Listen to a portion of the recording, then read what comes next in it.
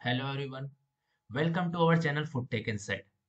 आज की इस वीडियो में हम डिस्कस करने वाले हैं प्रोटीन के स्ट्रक्चर के बारे में। साथ ही साथ हम देखेंगे प्रोटीन टर्म्स के बारे में ऑल्सो कि प्रोटीन जो टर्म है वो कौन सा वर्ड है एक्चुअली और वो कहाँ से डिराइव हुआ है। तो प्रोटीन जो है ना वो ग्रीक वर्ड है। ग्रीक वर्ड प्रोटियोस से इसका ये डिराइव हुआ है। बर्जेलियस स्वीडिश केमिस्ट थे जिन्होंने प्रोटीन का नेम सजेस्ट किया था। ठीक है, तो चलो वीडियो स्टार्ट करते हैं। तो एलिमेंटल कंपोजिशन ऑफ प्रोटीन्स, किन किन एलिमेंट्स से मिलकर बना होता है प्रोटीन का जो स्ट्रक्चर होता है। जैसे कि आपको पता है कि प्रोटीन जो है वो एमिनो एसिड का सीक्वेंस है ना। तो अब उस एमिनो एसिड में कौन कौन से एलिमेंट प्रेजेंट होते हैं, तो जैसा कि हमें पता है, ऑलरेडी मैंने पहले वीडियो में मैंने बेसिक्स को कवर किया था प्रोटीन के। तो इसमें कार्बन होता है, हाइड्रोजन होता है, ऑक्सीजन होता है, नाइट्रोजन होता है और सल्फर। ठीक है, these are the elements which compose the protein. Note, besides the above proteins may also contain other elements such as phosphorus, iron, copper, iodine, magnesium, manganese, zinc, etc. The average amount of nitrogen, a necessary component of protein, is 16%. The quantity of protein in biological fluids and food is also estimated in the laboratory primarily using Zeldal method. तो आपको अब पता चल गया कि जेल्डाल method में nitrogen content हम क्यों डिटरमाइन करते हैं और उसको कन्वर्जन फैक्टर से मल्टीप्लाई करके हम प्रोटीन एस्टिमेट करते हैं जेल्डाल मेथड से, है ना। तो नाइट्रोजन क्या है? इसेंशियल कंपोनेंट है ये, जो कि अमीनो ग्रुप में प्रेजेंट होता है अमीनो एसिड के। ओके, अब चलते हैं प्राइमरी स्ट्रक्चर की ओर। So the primary structure is nothing but the precise and unique sequence of amino acid in its polypeptide chain. जैसे कि आप यहाँ पे देख सकते हैं कि ये आपका क्या है, अमीनो एसिड्स है। ये जो बॉन्ड जिससे ये जुड़ा हुआ है that is your peptide bond. ठीक है, amino acid, there are 20 different amino acids each with a unique side chain। अब ये जो है सिंपल एक स्ट्रक्चर आपको दिखा रहा हूँ एमिनो एसिड का, एक बार रिमाइंड करा देता हूँ आप लोगों को कि यहाँ पर क्या है, आपका आर ग्रुप जो है इसको हम साइड चेन बोलते हैं। और ये आर ग्रुप जो है इम्पोर्टेंट, बहुत ज्यादा इम्पोर्टेंट है। किस लिए इम्पोर्टेंट है? क्योंकि यही डिफ्रेंशिएट करता है एक अमीनो एसिड को दूसरे अमीनो एसिड से। That is why R group is most important. Okay, next one is your genetic code. The genetic information for building of proteins is stored in the DNA of an organism. The specific gene in the DNA provides the instruction for synthesizing a particular protein. अब क्या होता है कि देखो, already DNA में क्या होता है, इंफॉर्मेशन इनकोड होता है जिससे हमें पता चलता है कि प्रोटीन का एमिनो एसिड का सीक्वेंसिंग कैसे होगा। The gene's nucleotide sequence is transcribed into messenger RNA. अब ट्रांसक्रिप्शन और ट्रांसलेशन में क्या क्या चीज होता है? During transcription the DNA sequence in gene किस में कन्वर्ट होता है? वो मैसेंजर आरएनए में। ठीक है, as ribosomes read the messenger RNA during translation, amino acids are put together into a polypeptide chain in accordance with the messenger RNA's codon sequence। तो यहां से हमें क्या समझ में आया कि देखो, डीएनए से पहले जो सीक्वेंस है, डीएनए का सीक्वेंस जो जीन में है वो किस में गया? पहले मैसेंजर आरएनए में गया। फिर राइबोसोम ने क्या किया? मैसेंजर आरएनए को क्या किया? मैसेंजर आरएनए को पहले रीड किया और उसके अकॉर्डिंग उसने डिसाइड किया कि अमीनो एसिड का सीक्वेंस कैसे रखना है।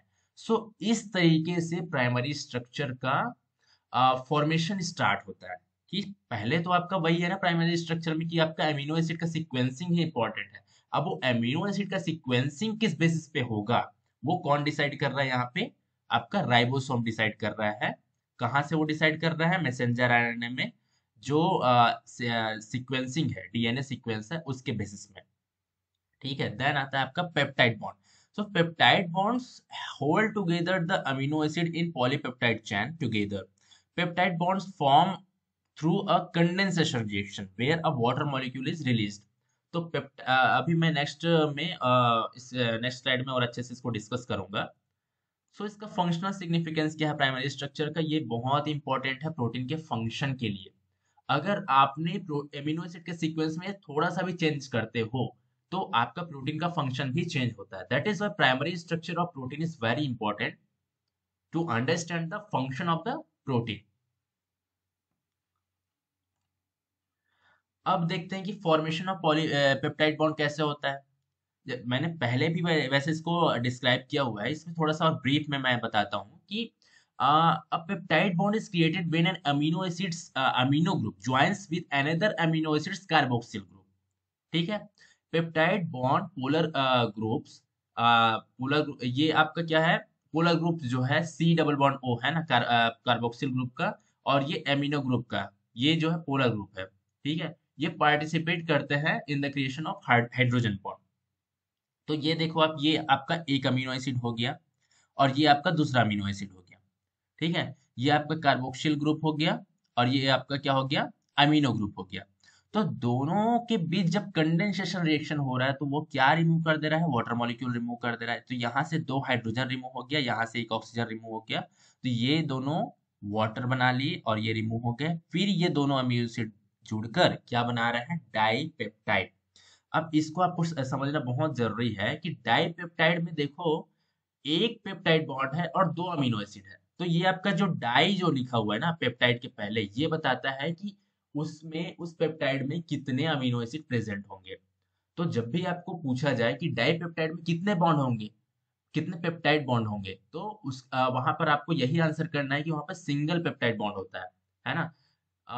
ये कंफ्यूजन नहीं होना चाहिए कि dipeptide that means there are two peptide bond. No, there are two amino acid but single peptide bond. Okay, similarly if it is written like tripeptide, that means what, there are three amino acids but two peptide bond. Okay, another thing, you have to note here that peptides containing more than 10 amino acids, that is decapeptides, are referred as the polypeptides.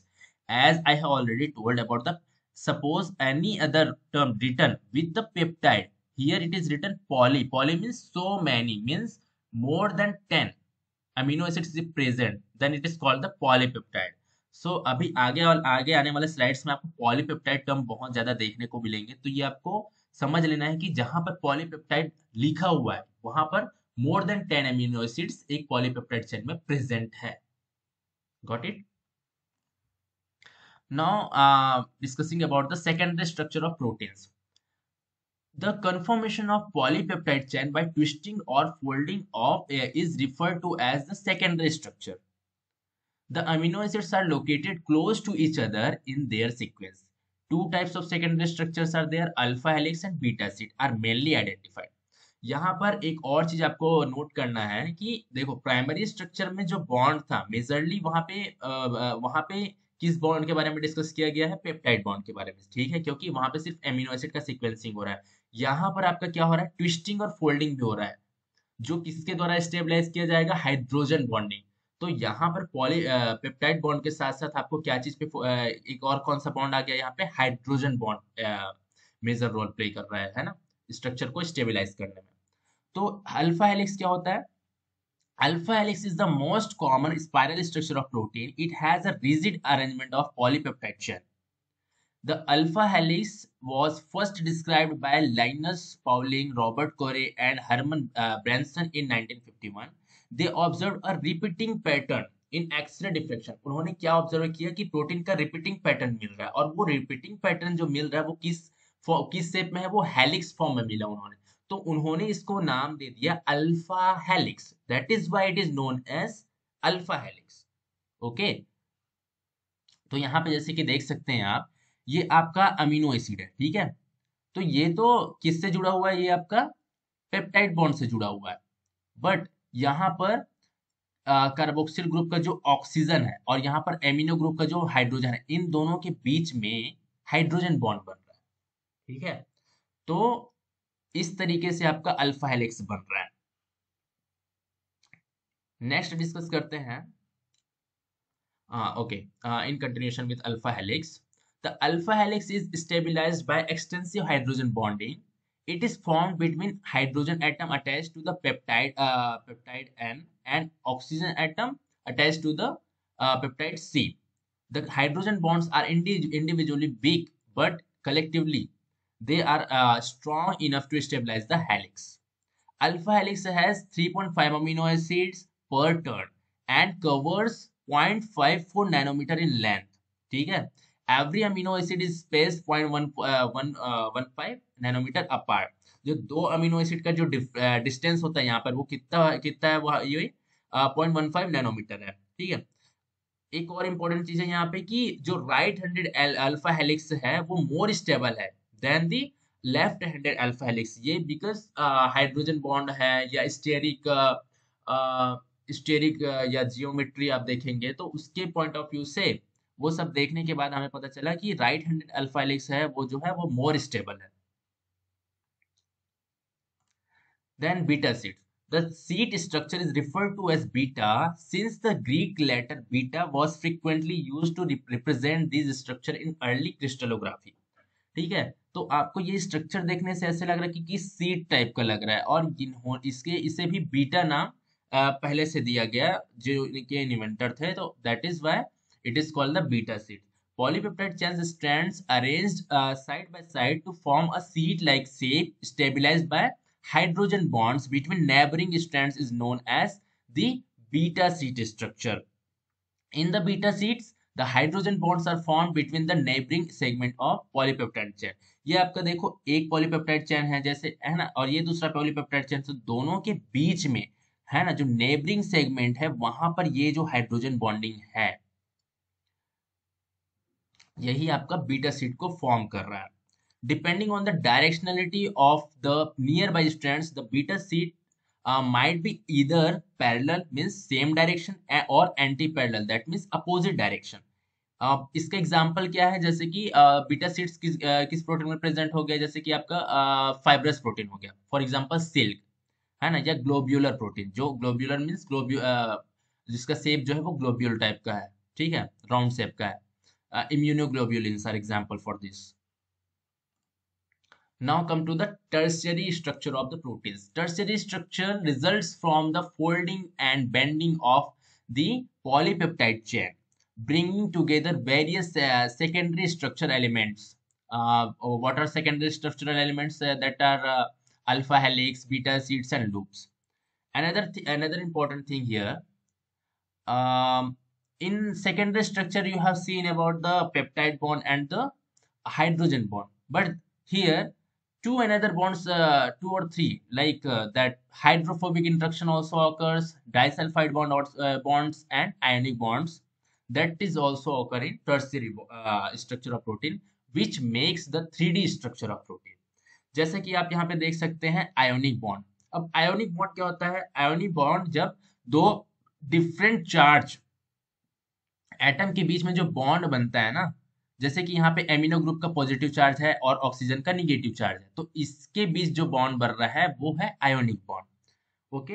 Hydrophobic interaction क्या होता है? जब non polar group के बीच में जो bond बनता है तो उसको क्या बोलते हैं? ये है आपका हाइड्रोफोबिक इंटरेक्शन हो रहा है यहाँ पे.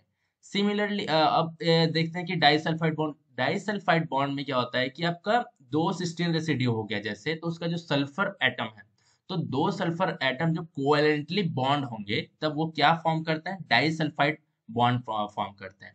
और हाइड्रोजन बॉन्ड आपको पता ही है. हाइड्रोजन बॉन्ड कैसे आप समझ सकते हैं? हाइड्रोजन बॉन्ड यहाँ पे बनता है कि हाइड्रोजन बॉन्डिंग में क्या होता है ना कि आपका हाइड्रोजन जो है वो एक इलेक्ट्रोनेगेटिव एलिमेंट से ऑलरेडी एटम से ऑलरेडी जुड़ा होगा. जैसे कि यहाँ पर H जो है वो O से ऑलरेडी जुड़ा हुआ है और दूसरा इलेक्ट्रोनेगेटिव एलिमेंट है जैसे कि O, तो इसके बीच में जो बॉन्ड बनता है ना उसको बोलते हैं हाइड्रोजन बॉन्डिंग.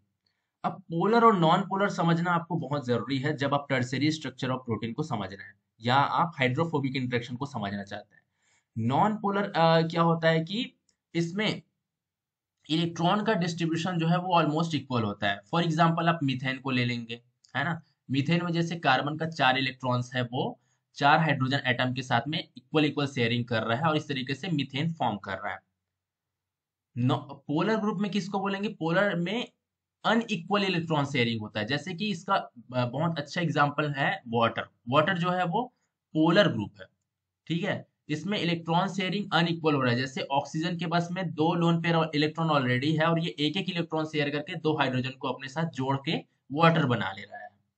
तो यहाँ पे इलेक्ट्रोनिगेटिविटी जो है ना, जो जिस सपोज कोई मॉलिक्यूल बन रहा है तो मॉलिक्यूल का जो एटम्स है उनका जो इलेक्ट्रोनिगेटिविटी जो है वो ज्यादा होता है। किसमें ज्यादा होता है? पोलर ग्रुप में ज्यादा होता है, और नॉन पोलर में ऑलमोस्ट मिनिमल या एग्जिस्ट नहीं करता है। Okay, then the quaternary structure of protein. Quaternary structure में क्या होता है? Involves the interaction of multiple 2 or more polypeptide chain और subunits to form a functional protein complex. यहाँ पे क्या है आपका, ये सिंगल पॉलीपेप्टाइड चेन है टर्शियरी स्ट्रक्चर में।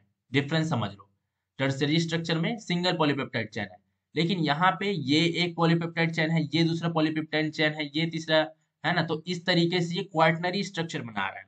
अब ये जो सब यूनिट्स है, ये जो पॉलीपेप्टाइड चेन्स हैं, वो या तो एक जैसे हो सकते हैं, है ना, जिसको क्या क्या बोल सकते हैं हम, होमोडाइमर्स, होमोट्राइमर्स एक्सेट्रा, या डिफरेंट हो सकते हैं, उसको बोलेंगे हेट्रोट्राइमर्स, heterodimers.